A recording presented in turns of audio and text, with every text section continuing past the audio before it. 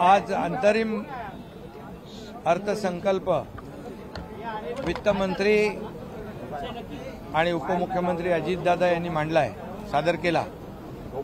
त्यांचं मी मनापासून अभिनंदन करतो। आणि हा जो 4 महिन्याचा अर्थसंकल्प असला तरी सुद्धा सर्वांना न्याय देणारा, सर्व घटकांना न्याय देणारा, सर्व समावेशक असा अर्थसंकल्प आहे।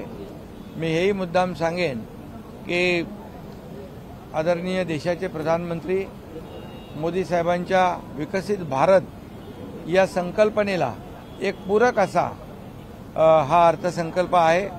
आणि यामध्ये मोठ्या प्रमाणावर दुर्बल घटक आहेत, महिला आहेत, शेतकरी आहेत, कामगार आहेत, तरुण आहेत, ज्येष्ठ आहेत, सगळ्यांनाच यामध्ये समावेश केलेला यांचा मोठ्या प्रमाणावर पायाभूत सुविधांसाठी या अर्थसंकल्पामध्ये निधी ठेवलेला आहे। पायाभूत सुविधा म्हणजे कनेक्टिव्हिटी जी आहे, रोड कनेक्टिव्हिटी, रोड मोठ्या प्रमाणावर आपण याच्यामध्ये रस्ते ह्यामध्ये असतील, PWDचे असतील आणि ग्रामीण रस्ते असतील, शहरी रस्ते असतील, या सर्वांना प्राधान्य दिलेलं आहे। रेल्वेला आपण रेल्वे मार्गांना प्राधान्य दिलेलं आहे। त्याचबरोबर एअरपोर्ट जे आहेत, आपले एअर कनेक्टिव्हिटी वाढली पाहिजे, त्यासाठी आपण प्राधान्य देतोय। आपले पोर्ट आहेत ते डेव्हलपमेंट करण्यासाठी आपण प्राधान्य देतोय। कारण कुठलाही राज्य जे आहे त्याच्या पायाभूत सुविधा मध्ये जे राज्य पुढे असतं त्याचा विकास आणि प्रगती वेगाने होत असते। आणि म्हणून पायाभूत सुविधांना देखील मोठ्या प्रमाणावर प्राधान्य दिलंय। त्याचबरोबर आपल्या महिलांसाठी ज्या योजना आहेत, महिला सक्षमीकरण असेल, अंगणवाडी सेविका असतील, आशा वर्कर असतील, आणि या महिला सक्षमीकरण, लेक लाडकी लखपती योजना, त्यासाठी आपण तरतूद केलेली आहे। महिला बचत गट, त्यांना सक्षम करणं, स्वतःच्या पायावर उभं करणं, याला आपण प्राधान्य दिलेलं आहे। आणि एकंदरीत यामध्ये सिंचन आहे, शेतकऱ्यांसाठी जलसंपदा विभागासाठी मोठ्या प्रमाणावर आर्थिक तरतूद केलेली आहे। दुष्काळग्रस्त जे भाग आहेत त्यांच्यासाठी देखील मोठ्या प्रमाणावर आपण यामध्ये तरतूद केली आहे, समोरचं संभावित सगळ्या गरजा लक्षात घेऊन।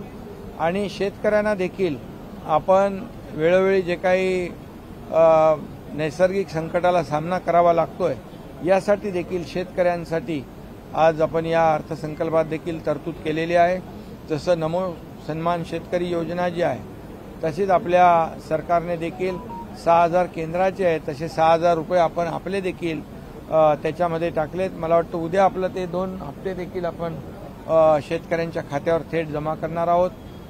यामध्ये पीक विम्याचा देखील आपण हे केलं। मुख्यमंत्री सौर ऊर्जा जी आहे त्याला आपण प्राधान्य दिलेलं आहे। आणि एकंदरीत जी काही तीर्थस्थळं आहेत, गडकोट किल्ले आहेत, आपली संस्कृती आहे, आपली परंपरा आहे, यांना देखील आपण या अर्थसंकल्पामध्ये प्राधान्य दिलेलं आहे। मोठ्या प्रमाणावर पर्यटन स्थळांना चालना देण्यासाठी त्याच्यासाठी तरतूद आपण केलेली आहे। मी सर्व डिटेलमध्ये जात नाही, परंतु एकंदरीत जे सर्वसमावेशक, सर्व घटकांना न्याय देणारा हा अर्थसंकल्प या ठिकाणी या 4 महिन्याचा आहे। आणि या नागरिकांना, या महाराष्ट्रातल्या जनतेला याचा नक्की फायदा होईल। त्याचबरोबर आपण अयोध्या आणि श्रीनगर या ठिकाणी महाराष्ट्र भवन देखील बांधतोय। आपले हजारो लाखो लोक जातात। आज अयोध्यामध्ये राम मंदिर झालंय आणि त्या दृष्टीने आणि त्यामध्ये खूप मोठ्या प्रमाणावर आपल्या राम भक्तांना देखील फायदा होईल। करोडो राम भक्तांचं स्वप्न आदरणीय मोदी साहेबांनी पूर्ण केलेलं आहे। आणि म्हणून या सगळ्याच बाबी लक्षात घेऊन आपल्या स्पोर्ट्स जो आहे खेळ, त्यांना देखील आपण, जे खेळाडू आहेत आपल्यामध्ये, खेळाडूंमध्ये खूप चांगलं टॅलेंट आहे, पोटेन्शियल आहे, परंतु त्याला मदत पाहिजे, प्लॅटफॉर्म पाहिजे। आपण ऑलिम्पिक भवनचं भूमिपूजन पुण्यात केलेलं आहे। आणि म्हणून या सर्व बाबींना स्पर्श करणारं हा अर्थसंकल्प आहे। सर्वसमावेशक, या राज्यातल्या प्रत्येक घटकाला न्याय देणारा हा अर्थसंकल्प 4 महिन्याचा असला तरी सुद्धा तो मांडलेला आहे। म्हणून मी पुन्हा एकदा वित्तमंत्री महोदयांचं अभिनंदन करतो आणि आमचे दुसरे उपमुख्यमंत्री देवेंद्रजी त्यांचंही अभिनंदन करतो. एक सरकारने एक सर्वसमावेशक असा अर्थसंकल्प सादर केलेला आहे. उद्धव ठाकरे म्हणाले हा इंटरिम बजेट नव्हता तर पूर्ण बजेट आणि घोषणांचा पाऊस होता. म्हणजे आता निवडणुका समोर आहेत म्हणून बजेट करायचं नाही आणि त्यांना विरोधी पक्षाला दुसरं काय. ज्यावेळेस त्यांच्या सरकारमध्ये होतो आम्ही दोघं, मी त्याचा अर्थसंकल्प केला की ते माझं कौतुक करायचे, फार छान आहे फार छान आहे. आता मी इकडे म्हणून ते म्हणतात तसं, त्याला काय अर्थ नाही. महत्वाचं म्हणजे उद्धवजींनी स्पष्टपणे केंद्रीय अर्थमंत्र्यांच्या समोर एका कार्यक्रमात सांगितलं, प्रांजळपणे सांगितलं, मला बजेट वगैरे मधलं काहीच कळत नाही, त्याच्यामुळे मी काही त्याच्यावर बोलू शकत नाही. त्यामुळे ते लक्षातच येतं. जयंत पाटील यांनी असं म्हटलेलं आहे की या बजेटमध्ये पुरवण्या मागण्या हे अधिक होत्या आणि बजेट हे कमी होतं. पुरवण्या मागण्यांचं अधिक वित्तीय तूट. मी तुम्हाला माझं अर्थसंकल्पाचा शेवट करत असताना काय सांगितलं, विरोधकांच्याकडनं दुसरी अपेक्षा काय करणार ते तसंच बोलणार.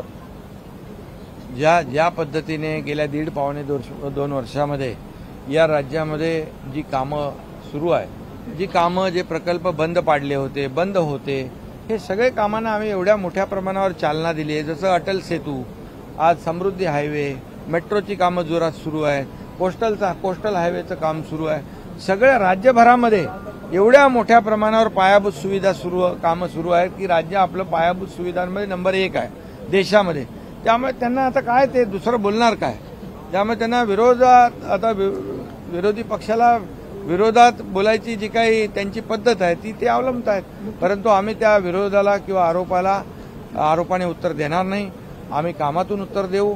म्हणून हे कामं दिसत आहेत आणि त्यामुळे त्यांच्या पायाखालची वाळू सरकलेली आहे. मुख्यमंत्री जी, आज का बजट किस तरीके से था और अयोध्या और श्रीनगर में भी महाराष्ट्र सदन बनाने की आज घोषणा हुई. 2 एकर विपक्ष चुनाव हेक्टर ना नहीं देखो क्या है, अयोध्या में करोड़ों राम भक्तों का सपना मोदी जी ने पूरा किया. बाला साहब ठाकरे जी का भी सपना था, वो मोदी जी ने पूरा किया. कई लोग बोलते थे मंदिर वही बनाएंगे, तारीख नहीं बताएंगे, ऐसे मजाक करते थे, लेकिन मंदिर भी बना दिया, उसका उद्घाटन भी हो गया. अभी वहाँ जाने वाले जो महाराष्ट्र के लोग हैं उनको वहाँ व्यवस्था चाहिए, इसलिए हमने मांग की योगी जी से और जमीन मिल गई. महाराष्ट्र भवन भी हो जाएगा और राम भक्तों के लिए बहुत ही उनको दिलासा मिलेगा. जब SIT की बात होती है तो खासकर विपक्ष कहने लगता है कि आप ही जाके मिलते थे कॉपी पेस्ट बजट साल का नाना फोटो. तो ऐसे में विपक्ष की बात आई. बजट देखो, मैंने पहले ही कहा कि ये बजट जो है ये सर्वसमावेशक है, सर्वस्पर्शी है. इसमें दुर्बल घटक भी है, हमारा किसान भी है, कामगार भी है, माता बहनें भी है, युवा भी है और सीनियर सिटीजन भी है. सभी लोगों को उसमें शामिल किया है.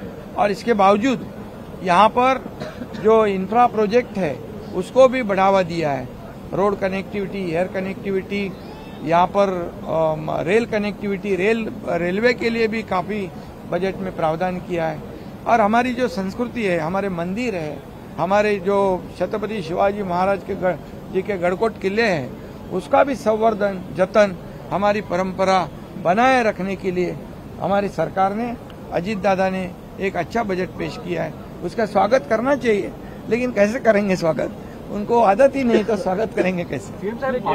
संदर्भामध्ये या बजेटमध्ये स्पेशली अजितदादा तुम्ही प्रोव्हिजन केलेली आहे, आरटी निर्मिती केली आहे. मुळात आरटी केले ना मातंग समाजासाठी. करण्याची मुळात भूमिका काय, कारण की नवबौद्ध हा काय सामाजिक एक हे काय सातत्याने मातंग समाजाची ती मागणी होती. संख्या जर बघितली ना पार्टीची तर त्याच्यात थोडंसं त्यांच्यावर असं जरा दुर्लक्ष होत होतं असं ते पाहिलं आणि मग त्याच्यावर सीएम साहेबांनी आम्ही सगळ्यांनी ठरवलं की त्यांच्याकरता आपण आरटी करू. आणि आरटी बरोबर आणखी जे काही समाज आहेत, छोटे छोटे समाज आहेत, 12 बलुतेदार आहेत, मायक्रो ओबीसी आहे, यांच्यासाठी देखील आम्ही महामंडळं केली. आणि फक्त महामंडळं केली नाही तर त्याच्यात तरतूदही केली. त्यामुळे त्यांनाही मोठ्या प्रमाणावर याच्यातून दिलासा मिळणार आहे. पद्धतीने अडचणीत आणलं जात आहे. जर आपण इतर 5 राज्यांचा विचार केला देशातल्या प्रमुख, तर महाराष्ट्राला या अडचणीत आलेल्या प्रकल्पांचा आणि त्यावर होणाऱ्या कर्जाचा व्याजाचा खूप मोठा फटका बसतोय.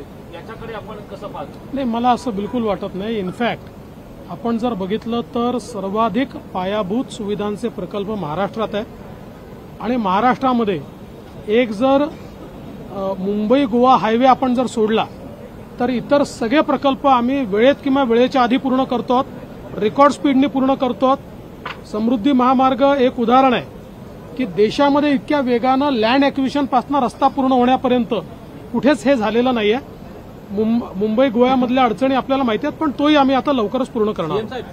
जरांगे पाटील यांच्या आंदोलन स्थळावरून मंडप वगैरे काढायचं प्रशासनाने कामकाज सुरू केले. काय आव्हान करणार की त्यांनी आता आंदोलन जवळपास साखळी उपोषण सुरू केले? नाही, खरं म्हणजे राज्य सरकारने मराठा समाजासाठी जे देय आरक्षण होतं टिकणारं, कायद्याच्या चौकटीत बसणारं, ते दिलेलं आहे 10%. कुणबी प्रमाणपत्र नोंदी ज्या जुन्या आहेत ते शोधून तेही देण्याचं काम सुरू आहे. मराठा समाजाला ज्या ज्या सुविधा पाहिजे त्या त्या देण्याचा निर्णय सरकारने घेतलाय. ओबीसी समाजाला धक्का न लावता, इतर समाजावर अन्याय न करता, हे आम्ही वारंवार सांगतोय. सरकारची भूमिका अतिशय स्पष्ट आहे आणि कालही स्पष्ट होती, आजही स्पष्ट आहे, उद्याही स्पष्ट आहे, राहणार आहे. कारण मराठा समाजाला आतापर्यंत ज्यांना ज्यांना संधी होती त्यांनी ती संधी दवडली. त्या मराठा समाजाला न्याय दिला नाही. मराठा समाजावर खूप मोठे मोठे लोक मोठे झाले राजकीय, परंतु मराठा समाज वंचित राहिला. परंतु ह्याच मराठा समाजाला जेव्हा देवेंद्रजी मुख्यमंत्री होते तेव्हा पहिल्यांदा, इतक्या वर्षातून पहिल्यांदा आरक्षण देण्याचा निर्णय झाला. हायकोर्टामध्ये ते टिकवलं. दुर्दैवाने सरकार गेल्यानंतर, सरकार बदलल्यावर सुप्रीम कोर्टामध्ये ते रद्द झालं. पण आम्ही यावेळेस देताना सुप्रीम कोर्टाने ज्या जे निरीक्षण, ज्या ज्या त्रुटी नोंदवलेल्या आहेत, मराठा समाज सोशली एज्युकेशनली बॅकवर्ड कसा आहे हे सर्व पटून त्याचा सर्व्हे केलाय. फक्त सॅम्पल सर्व्हे नाही तर एक्सटेन्सिव्ह सर्व्हे केलाय, डिटेल सर्व्हे केलेला आहे. 4 लाख लोक काम करत होते आणि म्हणून हे आरक्षण टिकणार आहे. आणि म्हणून विरोधकांना देखील मी सांगू इच्छितो, आताच आरक्षण दिलंय, आताच GR काढलाय, तुम्ही आता टिकणार नाही. कुठल्या आधारावर म्हणता? का टिकणार नाही याची कारणं तरी द्या, आणि का टिकणार याची कारणं आमच्याकडे आहे. त्यामुळे मला वाटतं आता आंदोलनकर्त्यांनी हे आंदोलन कशासाठी केलं होतं? मराठा समाजाला आरक्षण देण्यासाठी. ते तर सरकारने दिलेलं आहे. सरकार प्रत्येक गोष्ट जी आहे ते करते आहे आणि मला वाटतं आता हे आंदोलन करण्याची आवश्यकता कुणालाही नाही. अशा प्रकारचं काम राज्य सरकारने केलेलं आहे.